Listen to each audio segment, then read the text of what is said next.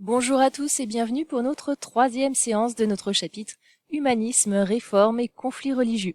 Alors grâce à la séance précédente, vous avez compris que l'Europe connaît au XVe et XVIe siècle de nombreux bouleversements.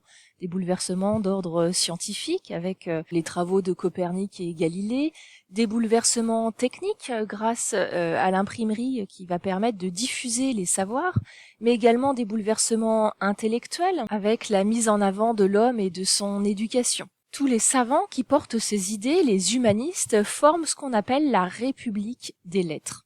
Dans le même temps a eu lieu un renouveau des arts avec la Renaissance et ses foyers qui se sont diffusés là aussi dans toute l'Europe. De très grands artistes comme Sandro Botticelli ont essayé de représenter l'homme de façon plus réaliste en respectant notamment les proportions du corps humain. Mais les bouleversements de cette époque ne sont pas que scientifiques, culturels, intellectuels et artistiques, ils sont aussi religieux. En effet, à cette époque, une nouvelle religion apparaît, et c'est ce que nous allons voir aujourd'hui dans cette séance 3. Alors, je vais déjà vous expliquer la consigne, et puis après je reviendrai sur cette double page du manuel. Donc pour cette séance 3, c'est assez simple, puisque je vous demande de répondre à un QCM, dont le lien est posté sur le blog. Voilà, comme la dernière fois, vous retrouverez un lien pour les 5e colons, un lien pour les 5e Lancelot, et un lien pour les 5e Mona Lisa. Vous faites attention de bien regarder que vous êtes dans le bon chapitre, Humanisme, réforme et conflits religieux, et que vous êtes dans la bonne séance, la séance 3. Pour pouvoir répondre au QCM, il suffit tout simplement d'écouter cette vidéo là, que vous êtes en train de regarder, puisque je vais vous apporter des explications, mais également de suivre sur votre manuel avec les pages 152-153, mais également les pages 156-157 de votre manuel, et enfin de regarder la vidéo A postée sur le blog qui va vous permettre de comprendre un peu mieux ce qu'est la réforme protestante. Même si je vais vous apporter des explications, cette vidéo elle est super bien faite, elle ne dure que 3 minutes et elle a le mérite de bien résumer la situation. Alors, maintenant que la consigne est expliquée, on va pouvoir entrer dans le vif du sujet. De quoi va-t-on parler aujourd'hui? Eh bien, de Luther et la réforme protestante, ainsi que la réaction de l'Église catholique. On va essayer de comprendre qu'est-ce que la réforme chrétienne de Luther et comment l'Église catholique va réagir à la diffusion de la réforme protestante de Luther. Alors pour cela, il faut déjà que je vous présente Luther et l'apparition des idées protestantes. À l'origine, Martin Luther, qui est né en 1483, est un moine chrétien. Il est professeur de théologie à l'université de Wittenberg en Allemagne. Cela veut dire qu'il enseigne tout simplement la religion. Mais en 1517, ce moine va publier 95 thèses dans lesquelles il proteste contre le pape Léon X et ce qu'on appelle les indulgences. Alors, il faut que je vous explique ce que c'est. En fait, au début du XVIe siècle, l'Église catholique manque d'argent et a l'idée de proposer aux fidèles de racheter leurs péchés en échange de dons d'argent ou de bonnes actions. En résumé, l'Église promet le paradis et le salut aux fidèles s'ils donnent de l'argent. Elle leur vend donc des indulgences. Donc dans le manuel, on vous explique très bien ce que c'est. Les indulgences, c'est le pardon des péchés accordé par l'Église catholique en échange de bonnes actions ou d'un don d'argent. Et cela ne plaît pas du tout à Luther. Il pense que ce n'est pas du tout en adéquation avec la religion chrétienne et il l'explique ici dans La liberté du chrétien en 1520, en expliquant tout simplement que la foi seule suffit pour obtenir le salut et que on n'a pas besoin de donner de l'argent à l'Église pour obtenir le paradis. Des caricatures paraissent et critiquent également cette vente des indulgences. Si vous lisez le petit texte là, il est assez éloquent. Il faut enseigner aux chrétiens que celui qui, voyant son prochain dans le besoin, le laisse dans la misère pour acheter des indulgences, ne s'achète pas l'indulgence du pape, mais l'indignation de Dieu. Ça, c'est un texte contenu dans les 95 thèses de Luther publiées en 1517. Donc Luther est clair, il trouve cela honteux que le pape réclame de l'argent aux fidèles en leur promettant un potentiel salut.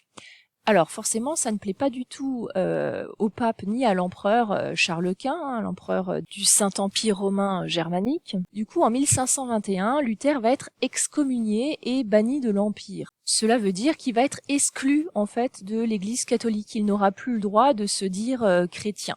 Et c'est ainsi que Martin Luther, va créer en fait une nouvelle branche de la religion chrétienne qu'on appelle le protestantisme. Il va alors proposer des changements, des réformes, et on va appeler cela la réforme protestante. Alors, quels sont ces changements proposés par Luther ? Il propose tout d'abord de traduire la Bible dans la langue de chaque pays. Alors lui, il est allemand, donc il la traduit d'abord en allemand. Il pense que c'est important que les fidèles comprennent ce qu'il récite, puisque pour la plupart, en allant à la messe, ils récitaient des paroles en latin qu'ils ne comprenaient pas. Donc Martin Luther dit que voilà, pour que la foi soit sincère et cohérente, il propose de traduire la Bible dans la langue du pays. Il propose aussi d'épurer les pratiques. Les lieux pour venir prier seront des temples qui seront dénués de toute richesse. Il n'y aura pas d'ornements comme on peut trouver dans les églises catholiques.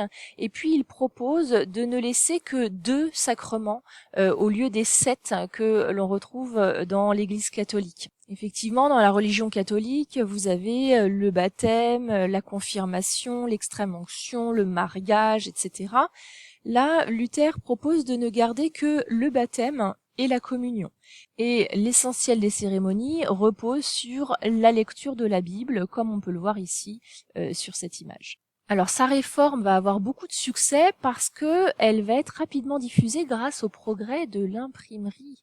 La réforme religieuse de Luther est interdite par le pape et l'Empire, et pourtant elle arrive quand même à se répandre, et c'est vraiment lié à la technique de l'imprimerie qui va permettre de diffuser les Bibles traduites et qui donc vont permettre un accès direct à la Bible pour les fidèles.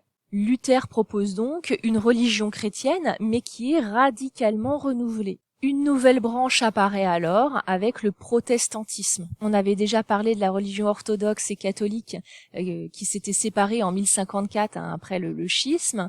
Et bien là, vous avez une 3e branche qui apparaît avec le protestantisme. Alors, comment va réagir l'Église catholique à tout cela ? À part avoir excommunié Luther, il va y avoir en fait une réaction.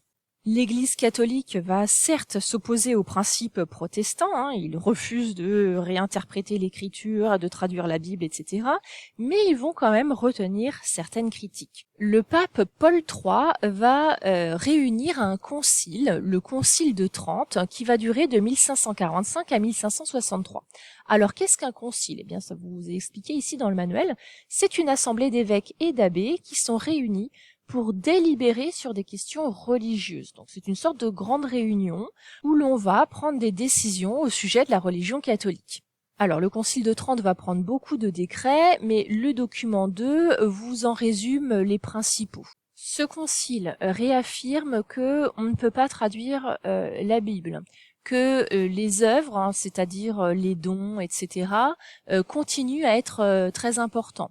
Et que il est important aussi que dans les cérémonies, il y ait des ornements, des décorations pour frapper un peu l'esprit des fidèles. C'est ainsi d'ailleurs que naît l'art baroque, qui est un art qui essaye de provoquer des émotions et qui est là pour contrer justement le protestantisme et la sobriété que vous avez dans les temples protestants. Au contraire, dans les églises catholiques, il y aura beaucoup de couleurs, de dorures, de décorations, d'ornements, etc. On appelle ça l'art baroque. Le Concile de Trente rappelle que les évêques doivent être irréprochables. Donc là, c'est vraiment la prise en compte des critiques des protestants qui avaient tendance à mettre en cause les évêques et leur honnêteté, notamment. Et puis, le Concile prévoit également que les enfants doivent suivre un enseignement religieux, ce qu'on va appeler le catéchisme. Toutes ces décisions vont constituer ce qu'on appelle la réforme catholique. Pour diffuser cette réforme catholique, l'Église catholique va s'appuyer sur les ordres religieux, comme celui de Ignace de Loyola, qu'on appelle l'ordre des Jésuites. Son objectif va être de diffuser la religion catholique, mais surtout de lutter en fait contre le protestantisme en réaffirmant les principes catholiques affirmés dans le Concile de Trente. Eh bien, résultat de tout cela, on se retrouve avec deux branches du christianisme qui ont des croyances et des pratiques un petit peu différentes. Donc vous voyez ici avec ce tableau. On avait déjà parlé des sacrements, de la Bible évidemment, du salut, puisque dans la religion catholique il faut faire des bonnes œuvres alors que pour les protestants seule la foi suffit. Mais il y a également des différences au sujet des images et au sujet de l'organisation de l'Église, de l'institution, puisque sous l'Église catholique, le clergé est sous l'autorité du pape, alors que chez les protestants, l'autorité du pape n'est pas reconnue.